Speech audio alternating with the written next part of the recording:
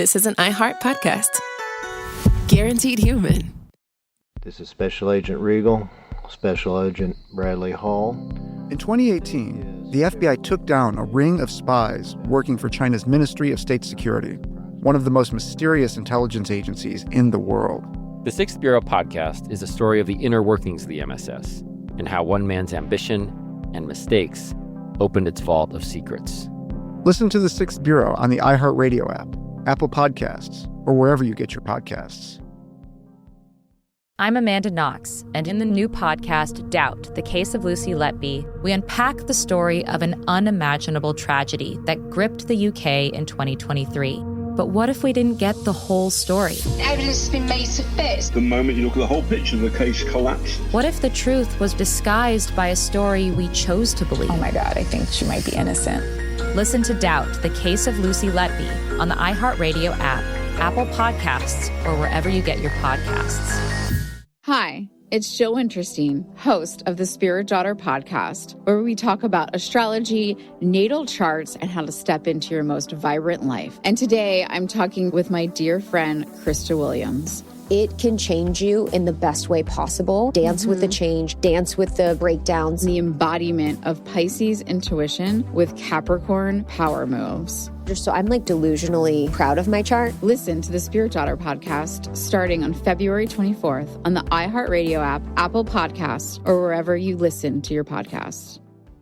I'm Nancy Glass, host of the Burden of Guilt Season 2 podcast. This is a story about a horrendous lie that destroyed two families. Late one night, Bobby Gumpright became the victim of a random crime. The perpetrator was sentenced to 99 years until a confession changed everything. I was a monster. Listen to Burden of Guilt Season 2 on the iHeartRadio app, Apple Podcasts, or wherever you get your podcasts. Well, Sophie, I don't know if I agree with you that a Kamala Harris-themed erotic vampire anime would be successful, but I guess we all have different opinions on things. Oh, I didn't notice the audience had come in here. I'm Robert Evans. This is Behind the Bastards. It's a podcast about the worst people in all of history. Sophie and Christopher and I were just having a conversation about mangas that we think would be successful. So, Christopher, I don't know. What do you think? Erotic Kamala Harris vampire anime? I mean, I could see it. Look, okay, the advantage you get out of anime, right? Everyone's eyes enormously large. You cannot lose. You cannot lose with this. Yeah, absolutely. The eyes are too big. Science says that we find the big eyes cute. Cannot go wrong. Cannot go wrong.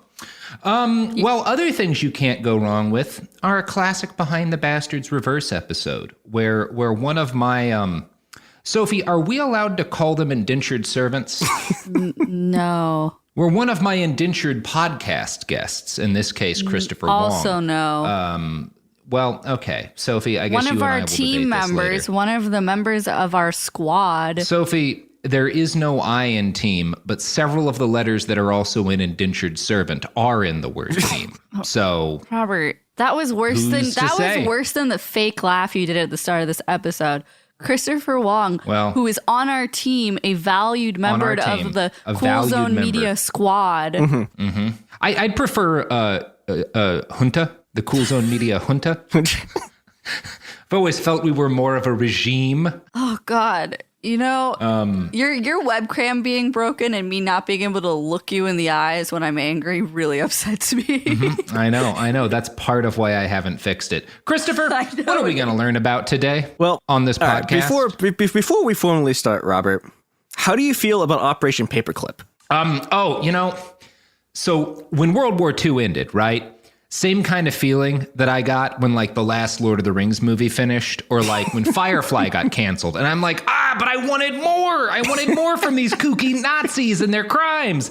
And then the US government and the Russian government in two separate operations were like, don't worry, Robert. We're going to give those guys future jobs. So you can keep following the careers of Albert Speer, Werner von Braun, a bunch of other Nazis, including that guy the CIA hired, and see what they do after the war. It's like, You know what it's like? It's like that TV show Joey after Friends got canceled. That's what Operation Paperclip is for the Nazis.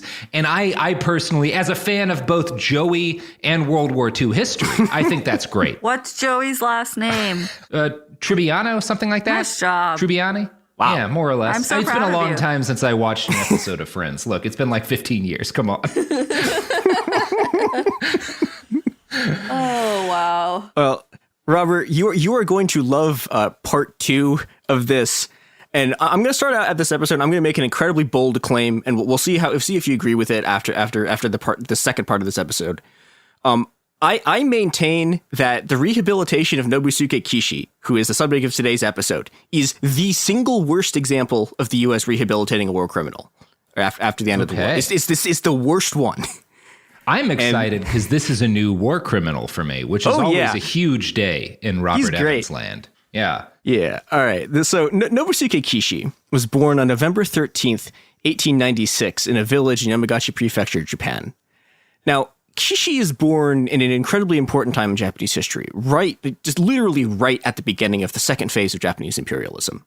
So to get us to the second phase, so after the restoration of the emperor and the Meiji Restoration of 1868, Japan rapidly starts importing European technology, European organizational principles, European ideology, and European racism in order to do a rapid quote-unquote modernization campaign in order to compete with the European nations.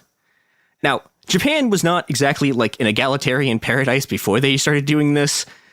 And, the consequence of this is that, they take the colonialism like a fish to water. And this starts what I'm going to call the 3 phases of Japanese imperialism. You have Imperialism 1, Imperialism 2, Imperialism Harder, and Imperialism 3, Tokyo Drift. I'm very frustrated that you didn't do an Imperialism 2 Electric Boogaloo. But we'll discuss that at your next performance evaluation. I will endeavor to get better references when I name phases of imperialism after bad movie titles. Yeah, so Imperialism 1 basically starts right as the Meiji Restoration happens, and it lasts roughly from about 1868 to the start of the Sino-Japanese War in 1894. And this is the phase that everyone ignores because it's, this phase of imperialism, it's very, very local, or it's happening inside Japan itself. But it's extremely important to understand that, like, everything is going to happen next. We're going to talk about it for a little bit. And now, so the sort of the defining characteristics of this first phase are the horrifically violent assimilation of the Inui people in Hokkaido, the annexation of the Ryukyu Islands. You might not know what those are. The biggest one is Okinawa. You probably know what that is. Yeah, my half of my family spent half of their lives there. Yeah. Yep. Very nice place. Very, very bad things happen to the people who live there. Yeah. There's a monument at the north of the island called Peace Prayer Park because when the U.S. took the island, the Japanese occupiers told them, like, hey, you're all going to get murdered and raped by U.S. troops. You should just kill yourselves now. And so a shitload of Okinawans just flung themselves off the cliffs. Yeah. And now there's a very nice monument there. It's a lot of bad things have gone down in Okinawa. This is the Japanese Empire just sending enormous numbers of people to their deaths is running theme of this episode. Yeah, it is remarkable when you're telling a story that takes place, when you're telling a story about colonialism in Asia, and the U.S. is not the specific bad guy in that story. Yeah, like that's how bad the Empire of Japan got. Yeah. Like this is the thing with like the Americans don't become the bad guys in this story until 2 years into the occupation. Mm-hmm. Which is like I'm trying to, I don't know if like another time ever the U.S. has like military occupied another country and it took 2 years for them to become like the bad guys. Mm-hmm. We got faster. Don't worry, guys. Yeah. We've improved our game. That's what Taylorism brings you. Yep. Yeah, actually, Nobusuke Kishi, a lot of this got cut, but Kishi, big fan of Taylorism, absolutely loves it. Mm-hmm. And yeah. Him and our cops. Yep. It's great stuff. And, there's one more thing that happens, and this is, I think, the least well-known of the stuff that happens in Japan in this period, which is that there's this just mass destruction and looting of thousands and thousands of these local non-Shinto shrines, like in Japan itself. They had this giant like culture conf campaign that just like annihilates like all of the sort of like local non like Shinto religions. And, you know, all of this violence is about it's about annihilating any other culture in Japan and forcing everyone to sort of assimilate to the new Japanese nation state. And, you know, I mean, this is what 19th and 20th century nationalism is. It's this attempt to impose like a single national language and culture on a bunch of people who, you know, up until this point, like the only thing a lot of these people have in common is that like armed men show up every year and take stuff from them to give to the same king. And like, other than that, you know, they have different cultures, different languages, and, you know, and in order to get rid of days, that used to be all government was armed men taking your stuff and giving it to the king. And one day, when libertarianism wins, we'll get back to that. I wonder, I wonder how long it would take for the CEOs to just literally start appointing themselves monarchs. I don't know. You know, there's that the Twitter account run in part by the Kent State gun girl, the Liberty Hangout account started out as a libertarian conservative account 4 years ago, and in about a year and a half was like unironically advocating the establishment of a monarchy. Like that's why I made that joke. It's like literally a thing that's happened. It's incredible. Yeah. Okay, continue. Yeah, you know, and all the violence that, you know, we've been talking about, the violence in Hokkaido, the violence in the Ryukyu Islands, and the violence in Japan itself. Like this is the crucible in which Japanese nationalism is formed. Mm-hmm. And, you know, and like the rest of the 20th century nationalisms, the only place that goes is imperialism 2, imperialism harder. Mm-hmm. And this phase begins in 1894 when Japan launches a war against China, basically over control of the Korean Peninsula. And they just smash the Chinese army. We talked about this war a little bit from the Chinese side in our Zhang Chong episode. Mm-hmm. But, you know, from the Japanese perspective, this war makes Japan like the premier like power in East Asia. Like they're the big Asian power. Mm-hmm. And, you know, and Kishi is born the year after Japan wins the Sino-Japanese War. And when he's 8 years old, Japan wins its next major war, which is the Russo-Japanese War. Yeah. And, you know, Japan, Japan beats Russia so badly. Funniest wars. Oh, it's history. Amazing. Yeah, it's like, man. The Russians are so like start the war with such a like, we're gonna win us an easy victory against these savages, and then lose their entire North Fleet. Just their asses handed to them. Almost like one of the biggest ass whoopings of the entire century military. It's kind of funny because it's like, okay, so like, you know, they sail the second fleet from like all the way around Europe, around Africa, and, you know, it gets destroyed too. But the first fleet, like, the reason that fleet gets destroyed is so there is exactly one guy in the entire Russian Navy who has any idea what he's doing. His name is Makarov. Mm-hmm. Like he's the guy who invented the icebreaker. Like he actually knows what he's doing. And he also got a pretty neat pistol from him. Yeah, he's a cool guy. Mm-hmm.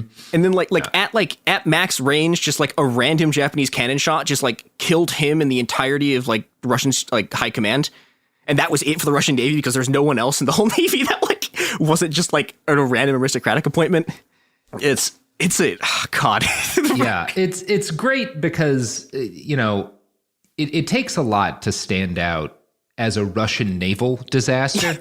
Because the Russian Navy has pretty comprehensively been a shit show. We could talk about the Kursk, or the fact that their only aircraft carrier, the Admiral Kuznetsov, keeps lighting its dry dock on fire. We could talk about a lot of stories of the Russian Navy, but please, we should probably continue. We'll do a whole Russian Navy episode.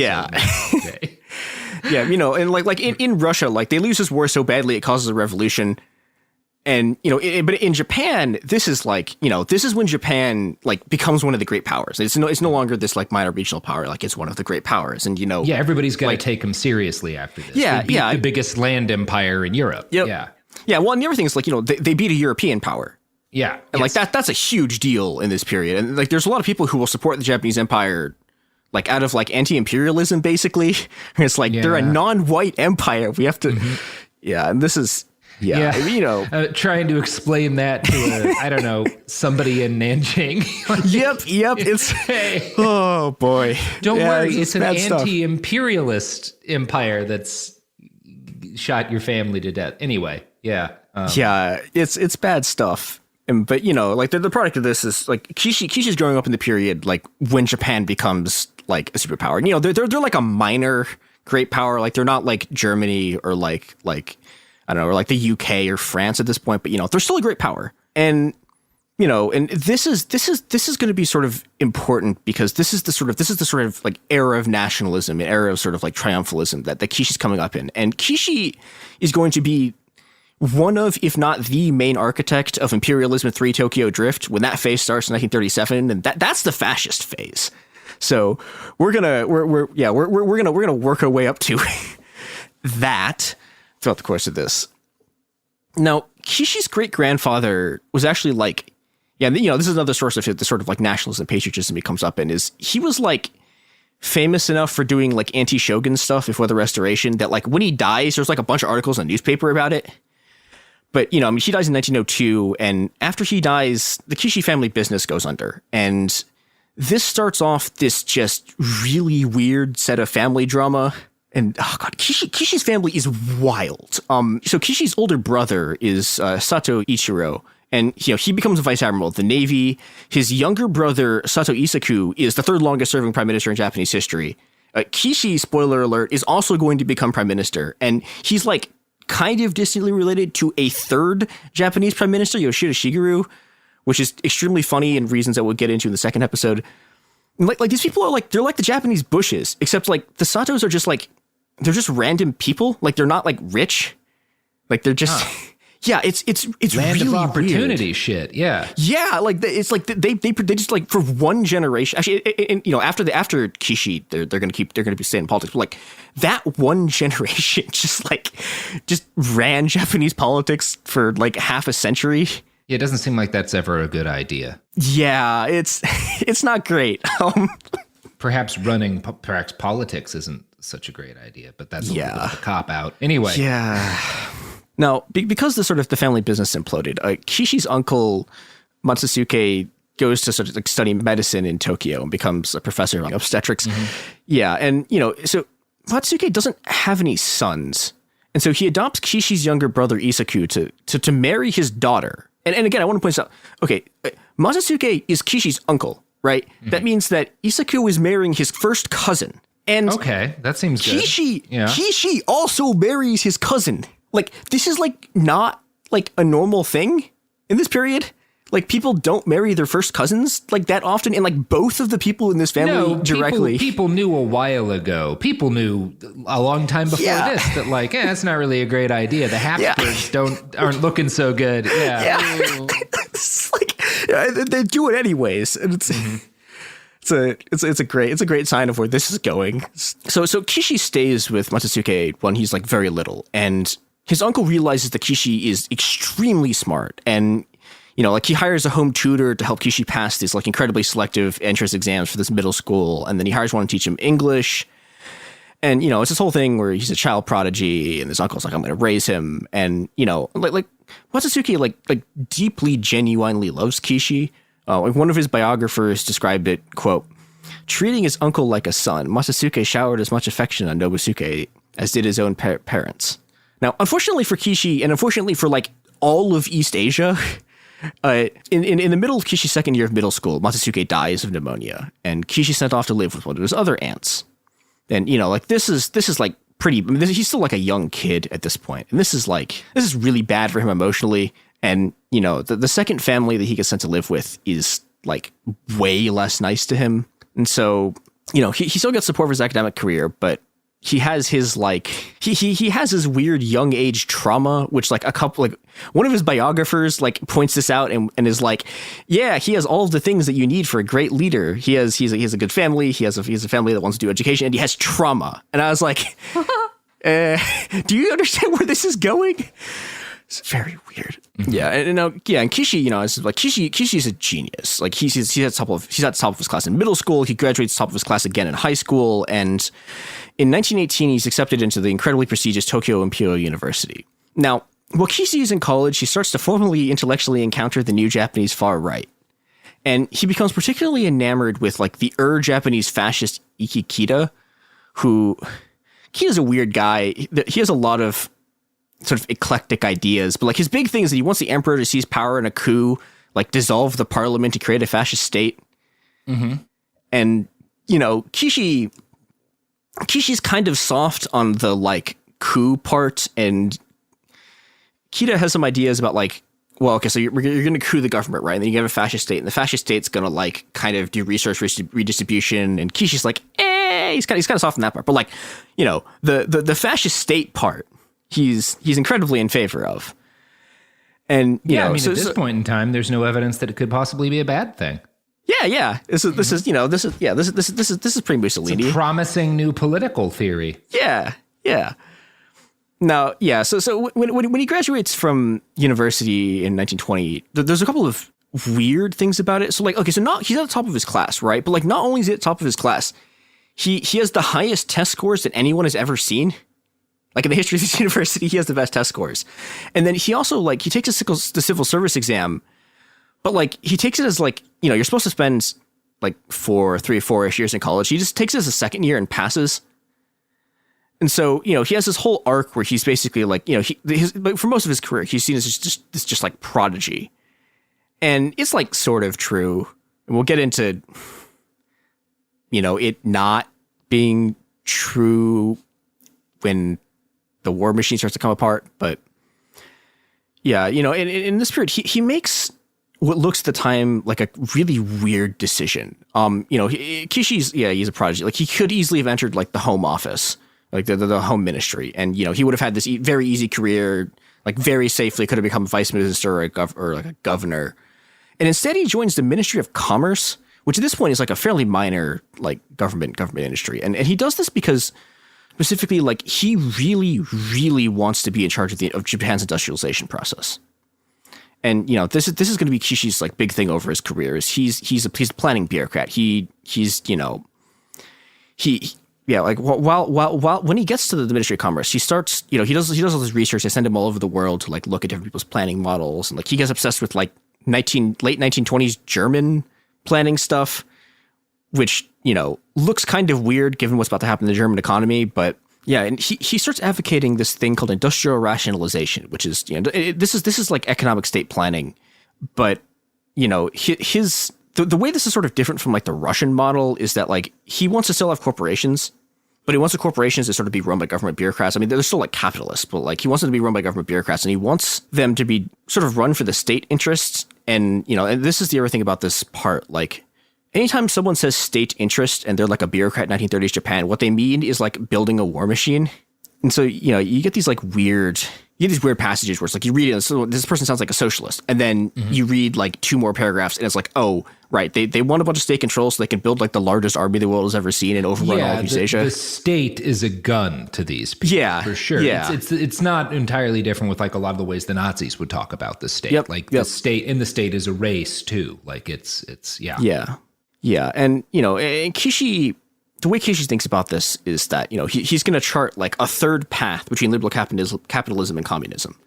And this position, it becomes held by a group they're sort of innocuously called the Reform Bureaucrats. And the thing that's important to understand about the Reform Bureaucrats that lots of people like don't get when they study this is that the Reform Bureaucrats, like all of them, including Kishi, are fascists.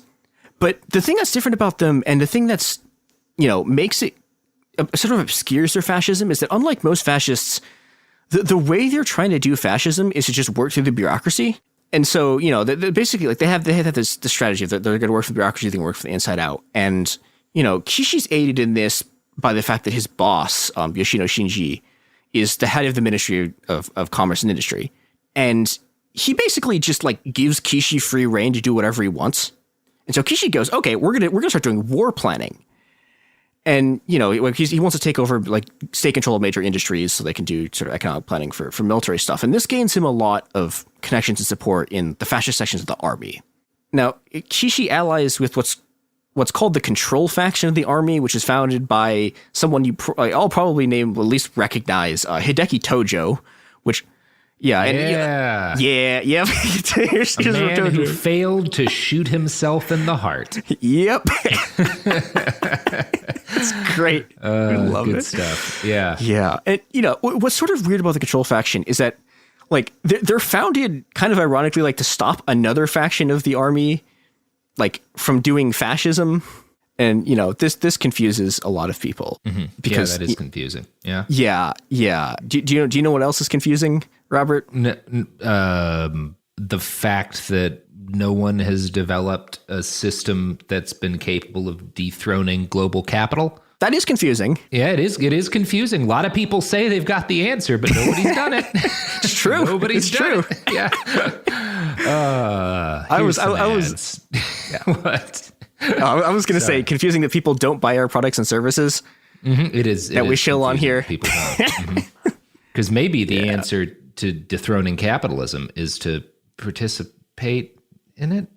Yeah. Don't think about that too much. Think about these ads. In 2023, a story gripped the UK, evoking horror and disbelief. The nurse who should have been in charge of caring for tiny babies is now the most prolific child killer in modern British history. Everyone thought they knew how it ended. A verdict, a villain, a nurse named Lucy Letby. Lucy Letby has been found guilty. But what if we didn't get the whole story? The moment you look at the whole picture, the case collapses. I'm Amanda Knox, and in the new podcast, Doubt, the Case of Lucy Letby, we follow the evidence and hear from the people that lived it to ask what really happened when the world decided who Lucy Letby was. No voicing of any skepticism or doubt. It'll cause so much harm at every single level of the British establishment of this is wrong. Listen to Doubt, the Case of Lucy Letby on the iHeartRadio app, Apple Podcasts, or wherever you get your podcasts. Hi, this is Jo Winterstein, host of the Spirit Daughter podcast, where we talk about astrology, natal charts, and how to step into your most vibrant life. And I just sat down with a Minnie Driver. The Irish traveller said when I was 16, you're going to have a terrible time with men. Actor, storyteller, and unapologetic Aquarian visionary. Aquarius is all about freedom-loving and different perspectives, and I find a lot of people with strong placements in Aquarius are misunderstood. A Sun and Venus in Aquarius in her 7th house spark her unconventional approach to partnership. He really has taught me to embrace people sleeping in different rooms, on different houses, in different places, but just an embracing of the isness of it all. If you're navigating your own transformation or just want a chart-side view into how a leading artist integrates astrology, creativity, and real life, this episode is a must listen. Listen to the Spirit Daughter podcast starting on February 24th on the iHeartRadio app, Apple Podcasts, or wherever you listen to your podcasts. I'm Nancy Glass, host of the Burden of Guilt Season 2 podcast. This is a story about a horrendous lie that destroyed 2 families. Late one night, Bobby Gumpright became the victim of a random crime. He pulls the gun, tells me to lie down on the ground. He identified Jermaine Hudson as the perpetrator.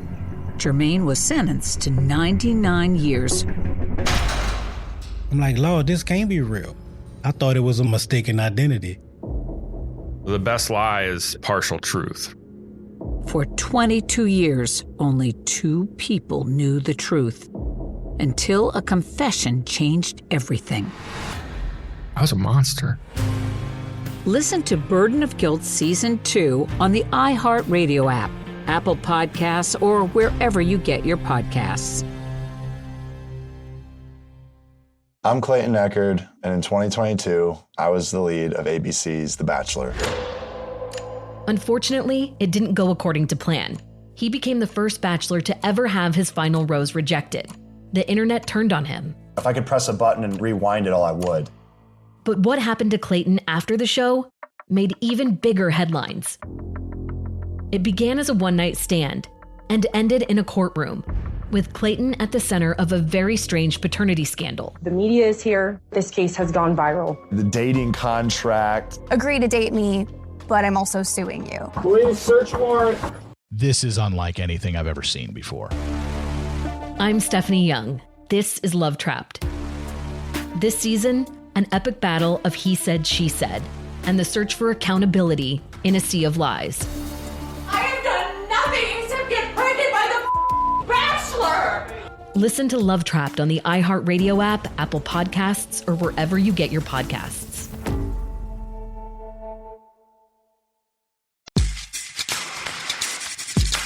All right, we're back. All right, Chris, let's continue forward. Yeah, so we're going to talk about the absolute mess that is Japanese fascism. So we've talked about the Control faction. The Control faction is formed to stop the Imperial Way faction of the army from doing terrorism. And these guys hate each other. Mm-hmm. Like the Imperial Way spends like a good part of the early 30s just like murdering the shit out of Control faction officers, and both of them are just like purging each other from the army. And this whole thing is part of what a British journalist called the period of government by assassination. And this period starts when a group of fascists, this is one of there's a million fascist groups in Japan. This is one of the smaller ones, like assassinates the prime minister in 1931. And after that, everyone just goes, oh, wait, hold on. We can just kill ministers. And so, they killed this just enormous number of government officials. They killed a bunch of politicians. They killed businessmen. Like, they killed 2 more finance ministers. And, there are so many coup attempts that, like, you could literally just do an entire podcast series that is just the coup attempts they attempt in these, 5 years. Because it's, every different faction and every, possible coalition of these factions has their own coup attempt. And finally, this period sort of ends when the Imperial Way and their allies try to do one last giant coup in 1936 called the February 26th Incident. And they get kind of close. Like they take a bunch of government ministries. Like they almost kill the prime minister. They almost kill the defense minister. I think they do kill the defense minister, but they lose. And after that, the Japanese government is just like, okay, we're just going to kill you all. And so they do this mass execution of every fascist leader they can get their hands on, including Ikechida, who is not involved in this in any way, but just on principle, they were like, okay, the one thing all the fascists agree on is that they like you, so we're just going to assassinate you. And so, well, they don't assassinate. I mean, they put him on trial on a show trial and convict him and killed them all. And a lot of people, including people who are pretty reliable fascism scholars like Robert Paxton, will look at this trial and go, oh, well, okay, this is as if I don't know, Mussolini's March on Rome had failed. And this is the end of fascism in Japan. Yeah. And I think they're wrong. And the reason I think they're wrong is that if they're looking for the fascist revolution in Japan itself, and the fascist revolution doesn't happen in Japan, it happens in Manchuria. Now, we have talked about Manchuria before on this show, during the Zhang Zhongchong episodes. It's like the Northeast China equivalent of New England that it borders Russia, borders Korea. It's really close to Japan, also borders Mongolia. There's a lot of industry there, and it's the base of Zhang's boss, who's also named Zhang Zhiling, and he's the warlord that Japan had been backing during the whole warlord period, sort of Civil War era. But both Zhengs lose the war against Chinese nationalists. And, when we last left Manchuria in 1928, a bunch of pissed off Japanese officers had just bombed Zhang Zhiling's train. And, after that, Manchuria sort of falls into the hand of the nationalists and becomes technically part of the Chinese Republic. And this is where, okay, things have always been weird in Manchuria. This is where things get even weirder. In 1929, an anarchist revolution breaks out in Shimin Prefecture that calls itself the Korean People's Association in Manchuria. Now, Shimin's right on the border between Manchuria and Korea. And this anarchist revolution is driven in large part by this enormous, 2 million people, Koreans have fled the Japanese occupation in, the Japanese occupation of Korea into Manchuria. And, it's a weird project because you have a bunch of anarchists and you also have a bunch of Korean nationalists working with each other. Because the thing both of them agree on is that they hate the Japanese. And, the anarchists sort of take the lead. They form a bunch of these councils. They start organizing the economy around mutual aid. And, they set up this education system. They do all this stuff. And then everyone immediately starts trying to kill them. And so, as is anarchist tradition, the Soviets start immediately assassinating people. These guys have another disadvantage, which is that the Japanese army also starts assassinating them. And eventually, this whole sort of anarchist, prefecture sort of mini territory collapses in 1931 when, the incident that I would consider the actual sort of fascist coup in Japan starts, which is the Mukden incident that triggers this full-scale Japanese invasion of all of Manchuria. Now, the Mukden incident's extremely weird. Basically what happened is that a group of officers in the Kwantung Army, which is Japan has this army in Manchuria that's there to protect their railroads, basically, because Japan technically owns all the land the railroads are on. They have some other concessions. And so they have this army that's just like in Manchuria that they can legally have.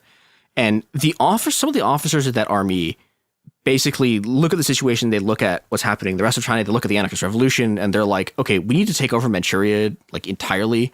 But they don't have like an actual pretext. So they stage a false flag attack on their own railroad and use the attack as like a pretense to start a full-scale invasion of Manchuria. Jesus. And yeah, it's bad. The other fun part about this story that we'll talk more about Yakuza later, but like those guys, so they go to like the Japanese government. The Japanese government is like, you cannot do this.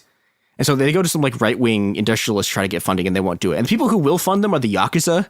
And so they have like 30 million yen just like from the Yakuza that the Yakuza are like, here, yeah, use this to take over Manchuria. And so they do. And the civilian government in Japan doesn't want this, but they basically have no choice because the invasion is like incredibly popular among the Japanese like public. And one of the reasons it's popular is that it there is some fighting, but Chiang Kai-shek and the nationalists are, they're deep in their civil war with Mao and the communists in China, and they're just like, okay, Japan, you can just have this. And so they let them have this without a fight. And the consequence is that the Kwantung Army, which is, it's chock full of Imperial Way followers. The whole army is just a bunch of different people in different fascist groups. These guys wind up ending up in charge of setting up a new state in Manchuria called Manchukuo. And the product of this is you get just an extremely weird state with like 16 different versions of fascism. And, this is supposed to be like an independent state. And it like kind of is a little bit. Like they install Pu Yi, who's like the last emperor of China, as like the emperor of Manchukuo, like this new state. And, they have all this propaganda about like, the state's going to restore the kingly way, and there's going to be like a direct relationship between the emperor and the will of the people, and there's going to be these like autonomous agrarian villages ruled by landlords, and everyone's going to like live in harmony. And did that happen? So the strongest group in this like sort of new fascist utopia is called the Concordia Association, and they're this fascist Pan-Asian group that, they have this whole line about like, okay, we're doing ethnic harmony and like all the races are going to work together. We're going to work together to like expel the white imperialists. And the reason they take this line is that like the actual Chinese people there don't want the Manchukuo government there because they're like, okay, all of the officers in this thing and all of the like government officials are Japanese. Like this is just a Japanese occupation. But, you have this sort of this fascist like mass organization, and their goal is to build popular support for this because the Japanese can't really just purely hold us on military force at this point. So they have this puppet government, and, for about 2 years, they rule like relatively unopposed. But in 1933, the Communist Party sort of at the like behest of the USSR is like, okay, you guys need to do this. And so the CCP goes, okay. And what they do is they start like a series of insurrections launched at like driving the Japanese out. And the Japanese respond by slaughtering entire villages.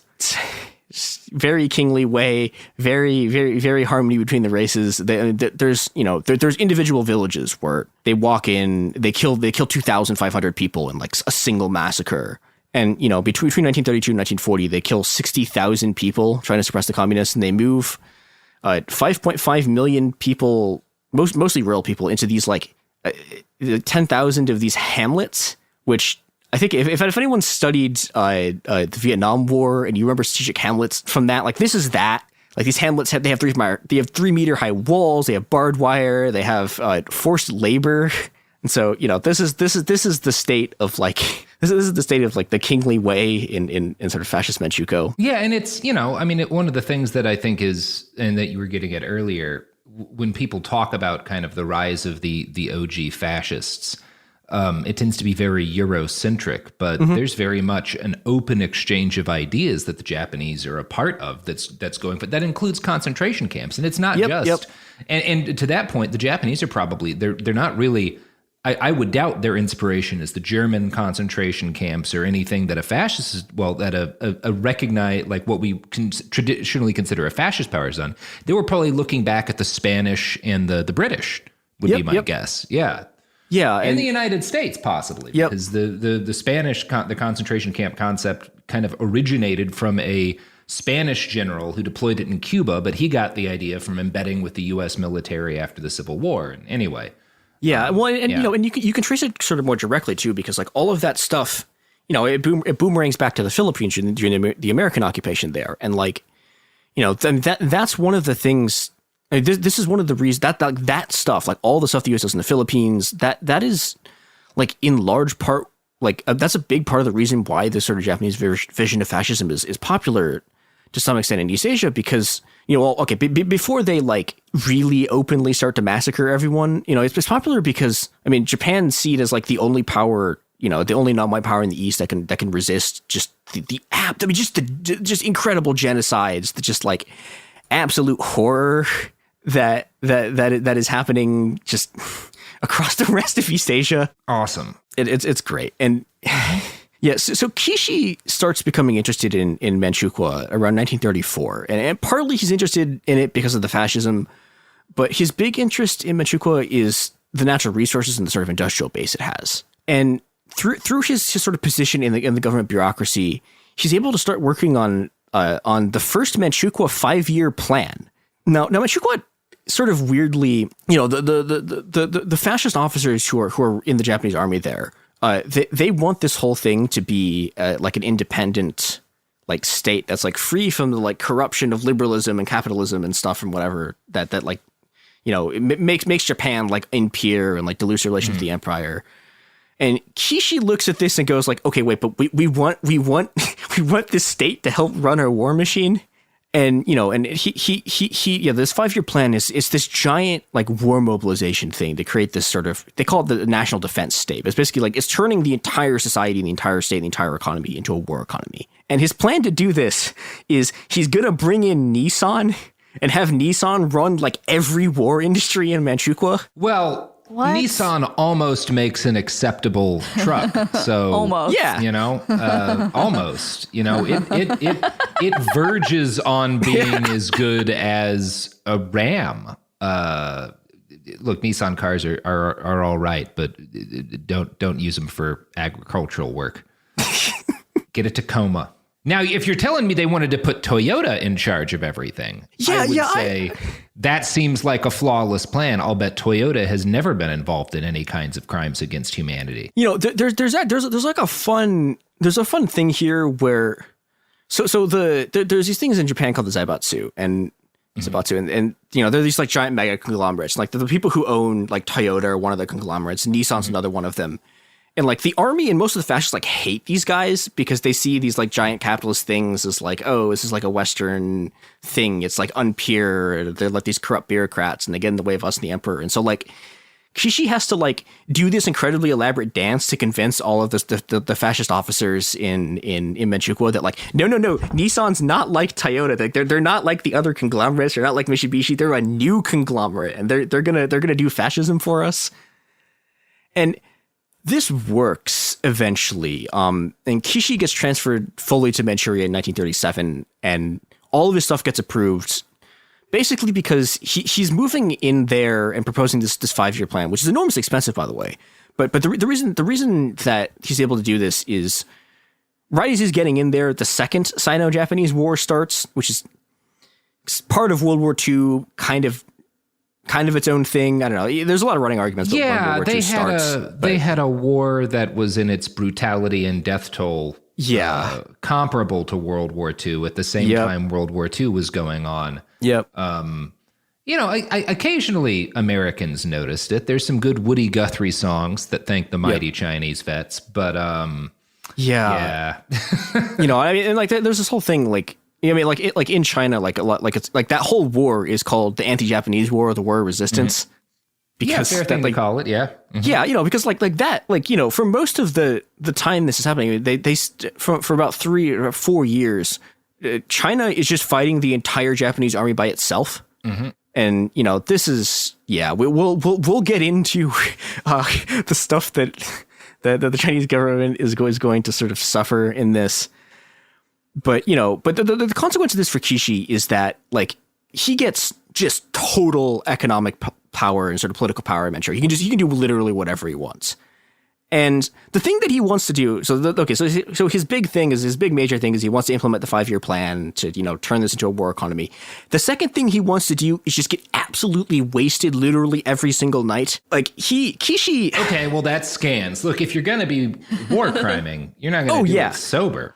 Yeah, no, all of the sort of Japanese officers and Japanese bureaucrats, like, go clubbing. But, like, even the other, like, the other, even like the Yakuza goes vice people. versa. I know every now and then I go out clubbing, get a little drunk with my friends, commit a couple of war crimes. One time we did padlock an apartment gate closed with a... Anyway. Robert. What? This is not Allegedly. This is not about you. Continue.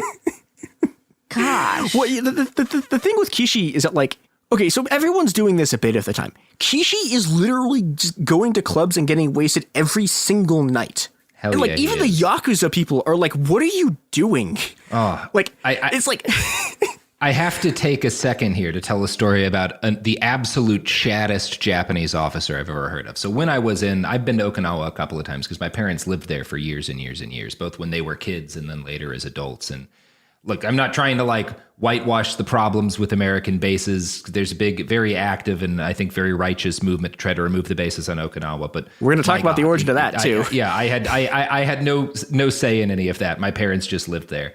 But so I went on this tour of like sites from World War II on Okinawa.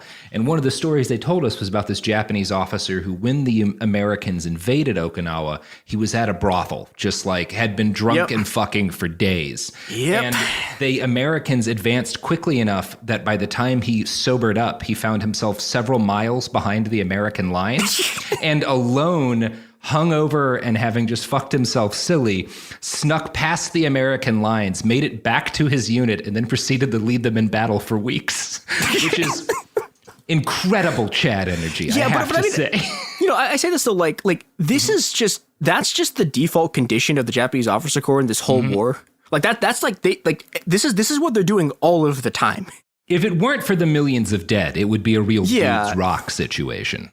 Yeah, we're not Kishi, saying these dudes rock. No, these dudes, in fact, do not rock. Do not rock. And I'm going to emphasize this by like how cringe Kishi actually is. Like, okay, so there's a quote of Kishi where he describes himself as, and this is a direct quote, "Playboy of the Eastern World."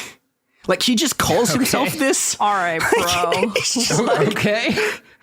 Yeah, and he also spends just like an enormous amount of time in the brothels. Do we have a picture of this man? I feel like I need a visual of somebody who would dare to give themselves that title. Unfortunately, most of the pictures of him are from like when he's old. Yeah. Dick pills. Look, if you're gonna be fucking like this a Japanese Imperial officer, you're gonna need dick pills. Look, there's no shame in it. All I'm saying, performance enhancers, like the best athletes, like Lance Armstrong. Yes. All I'm Sophie? saying is Kishi probably needed dick pills. I'm sure he did.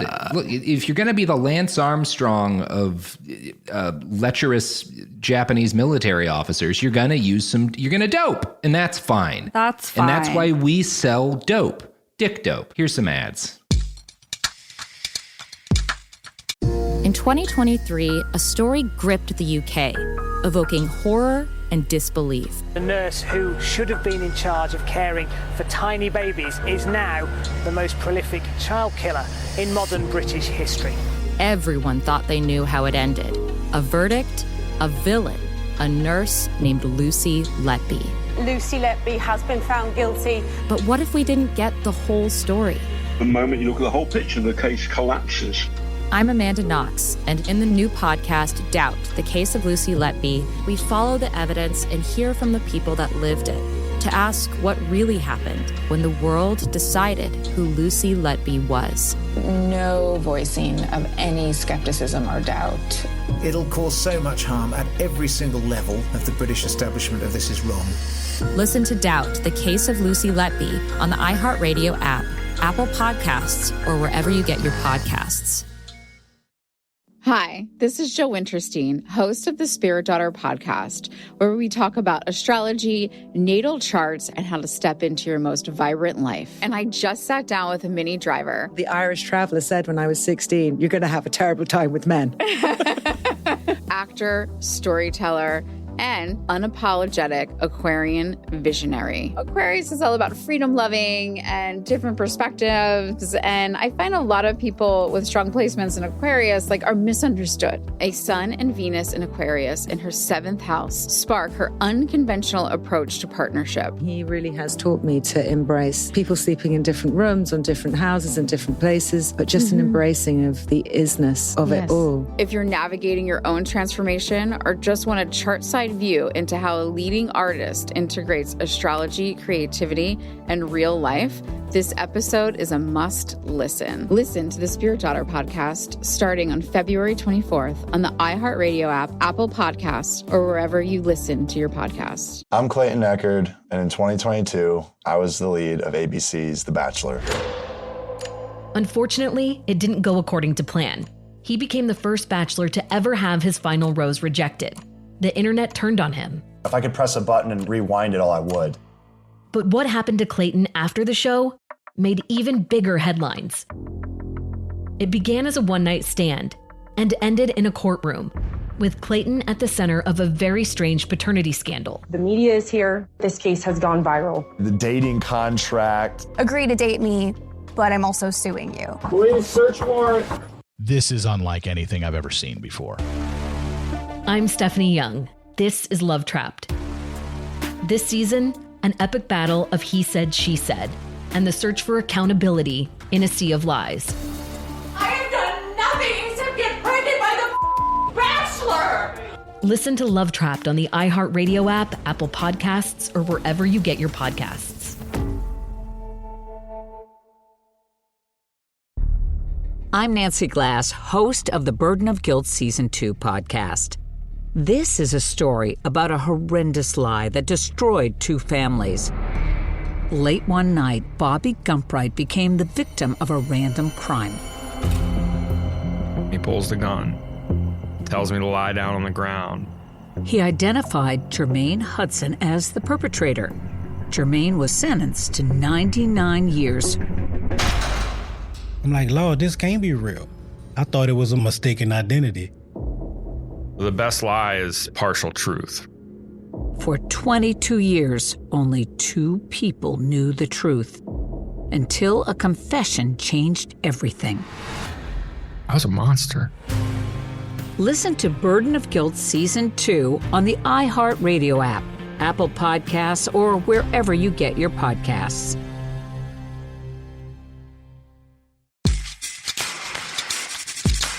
Okay, this man is not it.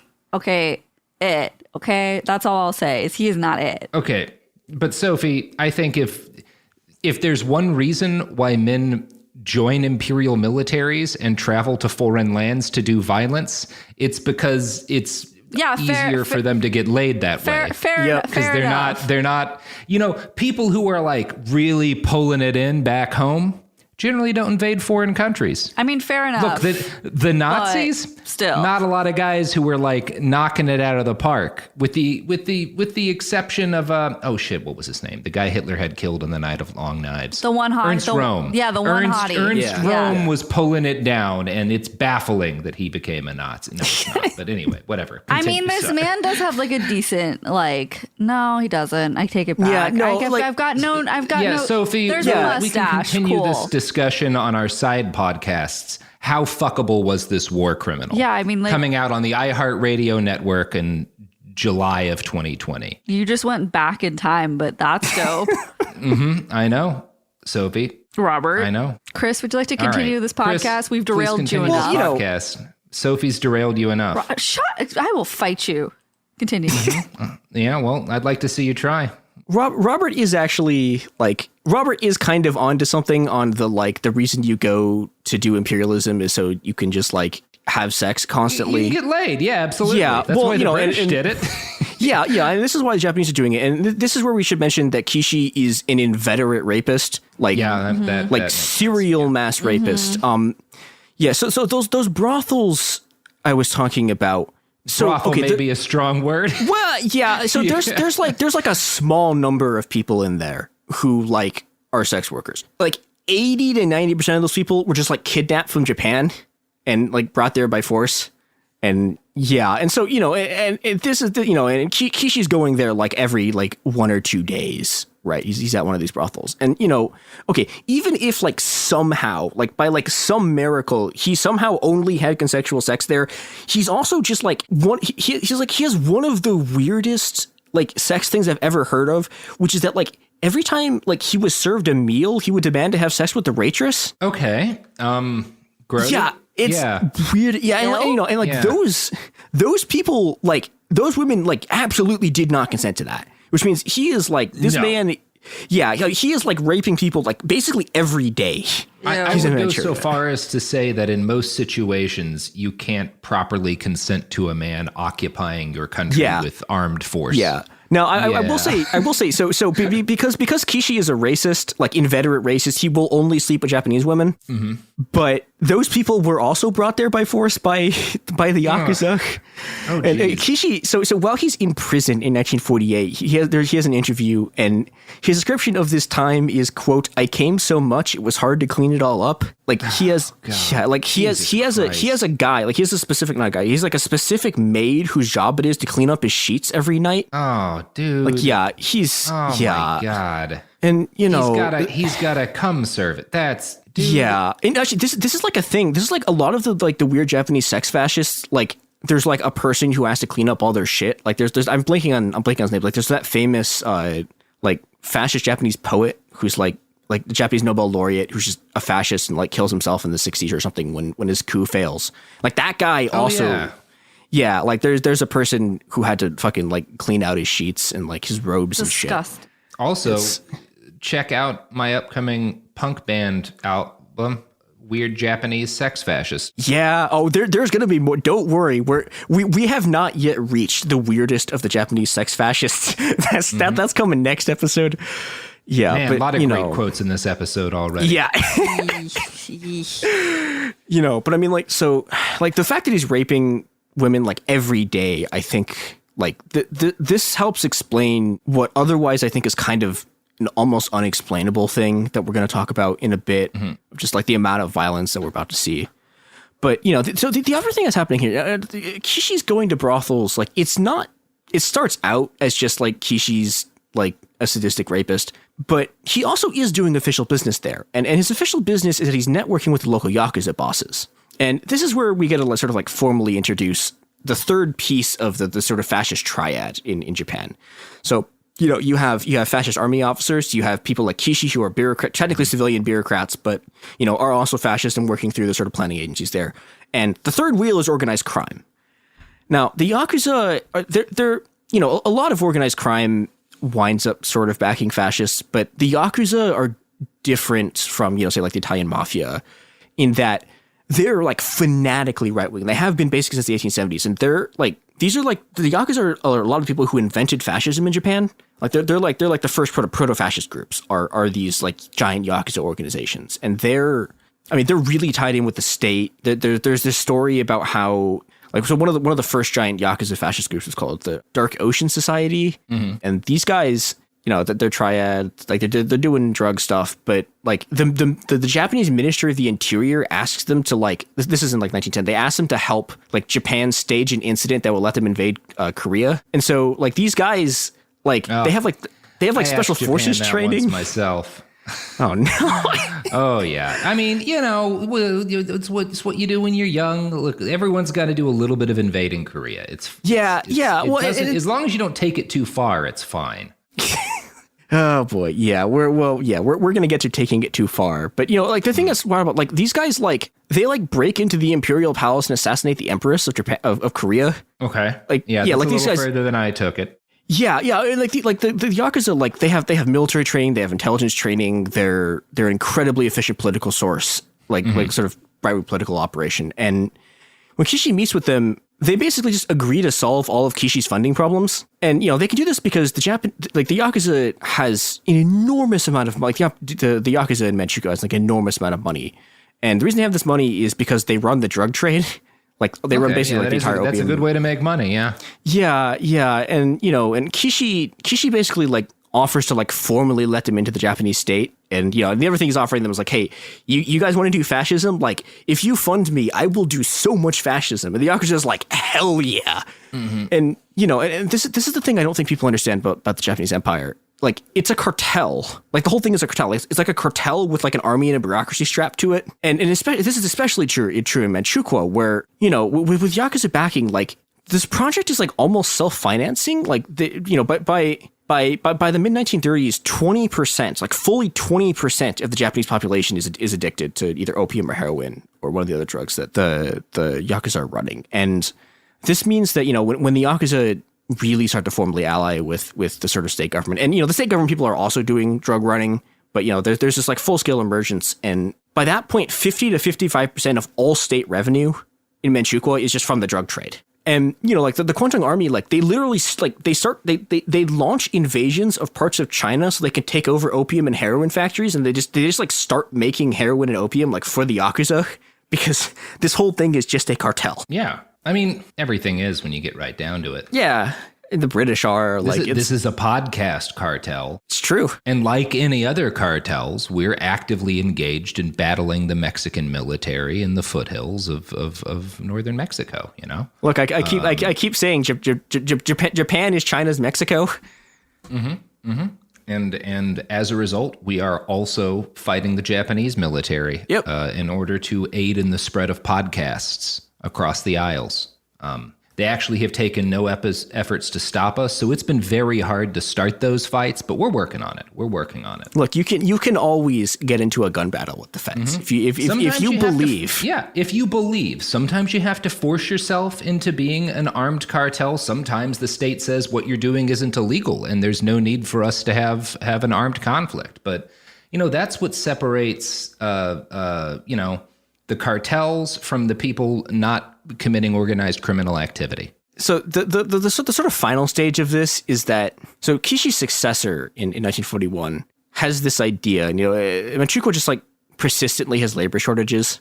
And his plan is, oh, wait, hold on. We can use the opium problem to solve our labor problem. And so he sets up these series of these, what are supposed to be drug rehabilitation centers. And, about 2 million like drug addicts show up to work because they show up to these drug rehabilitation centers because people like don't want to be addicted. And what the centers actually are is you walk into the center and you walk out the back of the center and then you're in a forced labor camp. Oh yeah, They got him. Yeah, it's great. It's great. And then they tricked him. And then so there's like 200,000 of these people who like are brought by their families or like they show up, but like they're not physically fit to work. So the Japanese government injects them with what they call an opium detox supplement. And the opium detox supplement is actually amphetamine. It's a bunch of amphetamines. It's great. That'll detox you from opiates. And it's funny. We just recorded the episodes that they're running the week we record this about like the Nazis and drugs. But yeah, when meth first came out in Nazi Germany, it was obviously invented in Japan. But when meth first like got popular in Nazi Germany, it was advertised as a treatment for opiate addiction. Yep. Which I guess, yeah, if you get horribly addicted to meth, you won't do as much opium. Yeah. Well, and what the Japanese government wants out of this is that like, okay, so these people can't physically move, and we need a drug that can allow them to like move so they can be our slaves. And yeah, so that's their solution to that. And yeah, so, not wanting to be outdone in the sort of forced labor department, in August 1937, Kishi signs this bill that lets him just enslave prisoners of war. So it starts with POWs, and in 1938 it gets expanded, and, by the time you get to the expansion, it's like anyone who doesn't have a job, or like anyone they define as a bandit, which is like a bandit is just anyone who doesn't like the government. And so, but by 1938, it's, okay, we can enslave just anyone we see on the street. And the people who aren't technically enslaved, Kishi pushes this thing that he calls unifying wages, which means forcing like everyone in, everyone in Manchukuo, including like just the other random capitalists who are still there, to lower all of their wages down to like follow his planning model. And when I say lowering wages, what I mean is that he figured, Kishi's thing is that he's a bureaucrat, right? He's all about efficiency, he's all about rationality, and the thing that he has rationally and efficiently decided is that you should pay Chinese workers exactly enough they don't starve. I guess it's better than paying them enough so little that they do starve. But, that starts to happen too. Yeah, and then I was gonna guess. Yeah, and then the wages keep going down because they need to bring labor costs down. That because that's the other way they're funding all of this is by just not paying people. Mm-hmm. Now Kishi, and labor in Manchukuo had already basically been a bunch of Yakuza people, like a bunch of Yakuza people are in the factory, and if you take a step out of line, they beat you. Now, Kishi's like, okay, we're going to rationalize this. And Kishi's rationalization means that, instead of it being independently the Yakuza forcing these people to work for like nothing, he's going to bring them into the state.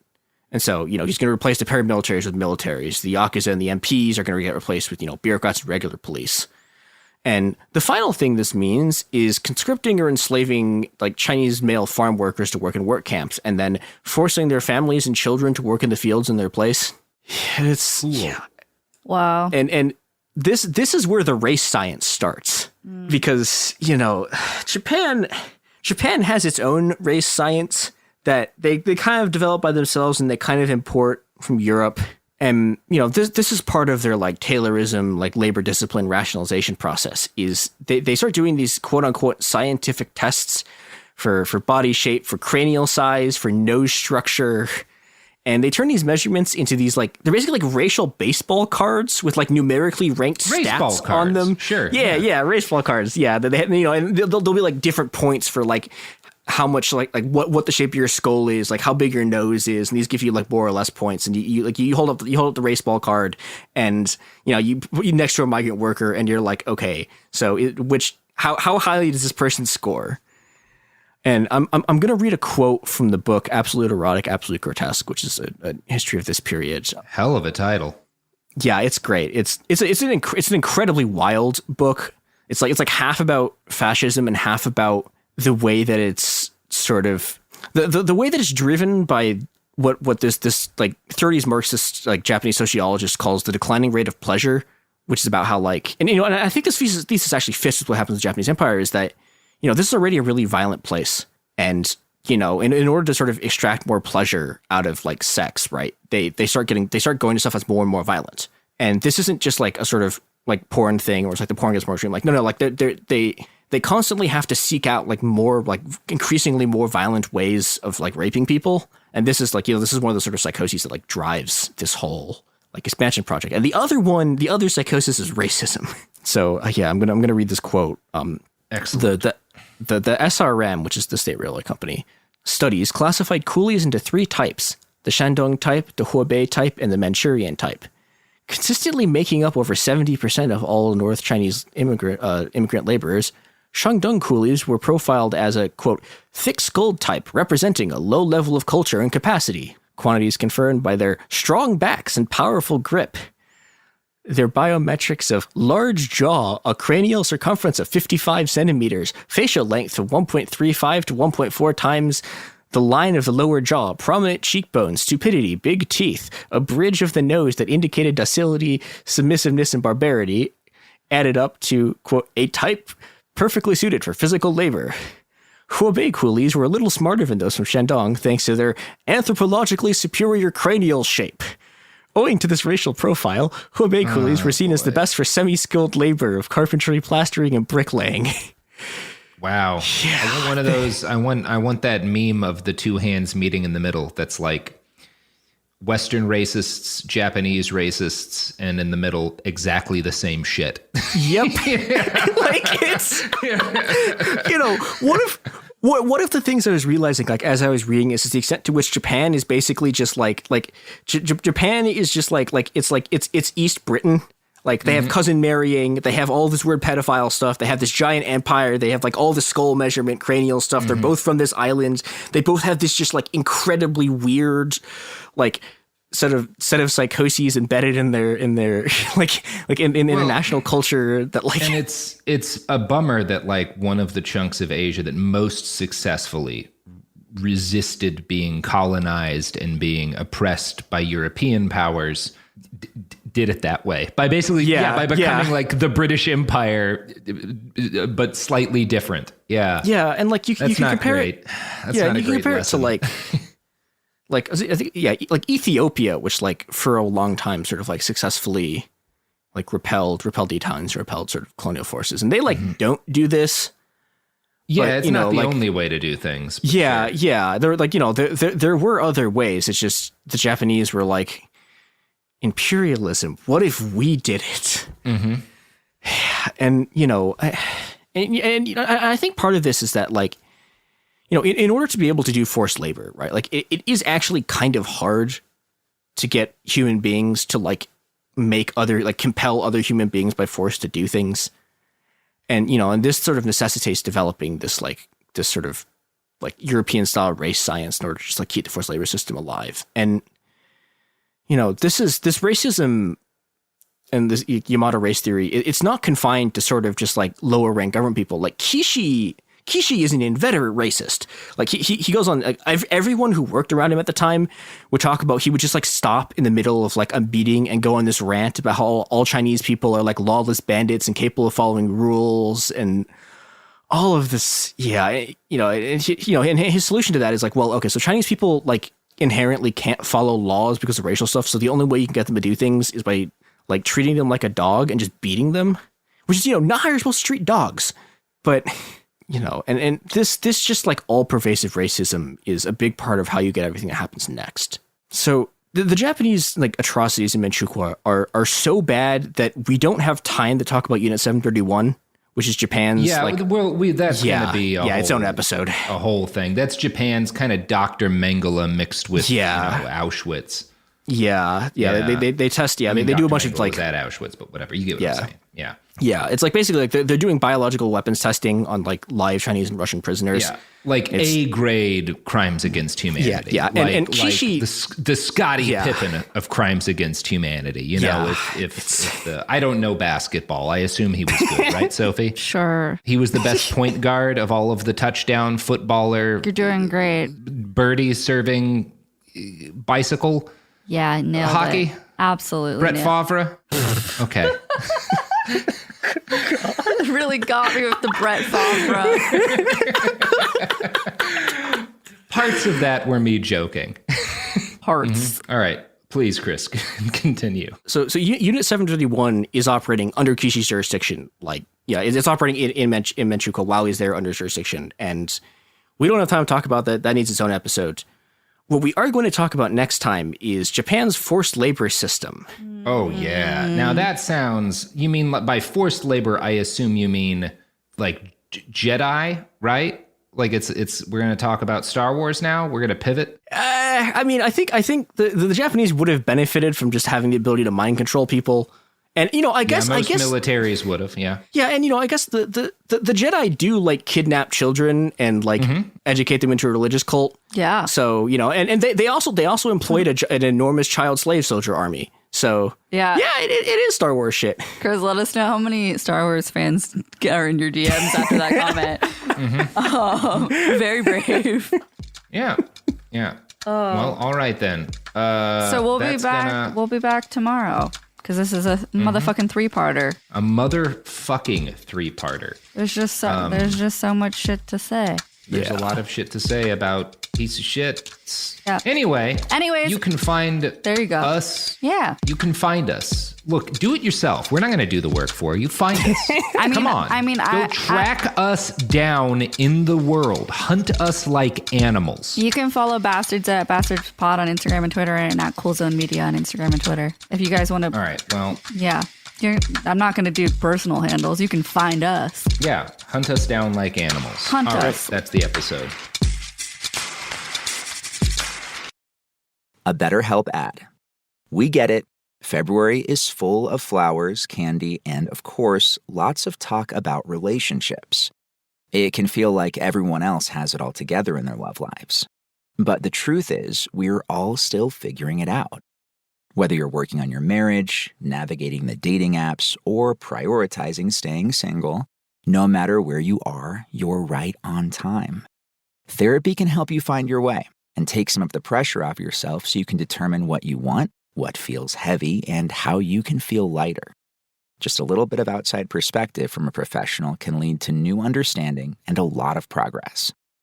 So the next time you're feeling iffy about your love life, try therapy with BetterHelp and see where it takes you. And remember, you're right on time. Visit BetterHelp.com for 10% off. That's BetterHelp.com. I'm Amanda Knox, and in the new podcast, Doubt, the Case of Lucy Letby, we unpack the story of an unimaginable tragedy that gripped the UK in 2023. But what if we didn't get the whole story? Evidence has been made to fit. The moment you look at the whole picture, the case collapses. What if the truth was disguised by a story we chose to believe? Oh my God, I think she might be innocent. Listen to Doubt, the Case of Lucy Letby on the iHeartRadio app, Apple Podcasts, or wherever you get your podcasts. Hi, it's Jill Winterstein, host of the Spirit Daughter podcast, where we talk about astrology, natal charts, and how to step into your most vibrant life. And today I'm talking with my dear friend, Krista Williams. It can change you in the best way possible. Dance with the change, dance with the breakdowns. The embodiment of Pisces intuition with Capricorn power moves. So I'm delusionally proud of my chart. Listen to the Spirit Daughter podcast starting on February 24th on the iHeartRadio app, Apple Podcasts, or wherever you listen to your podcasts. This is Special Agent Regal, Special Agent Bradley Hall. In 2018, the FBI took down a ring of spies working for China's Ministry of State Security, one of the most mysterious intelligence agencies in the world.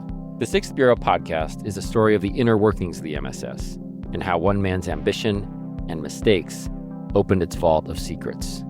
Listen to The Sixth Bureau on the iHeartRadio app, Apple Podcasts, or wherever you get your podcasts. This is an iHeart podcast. Guaranteed Human.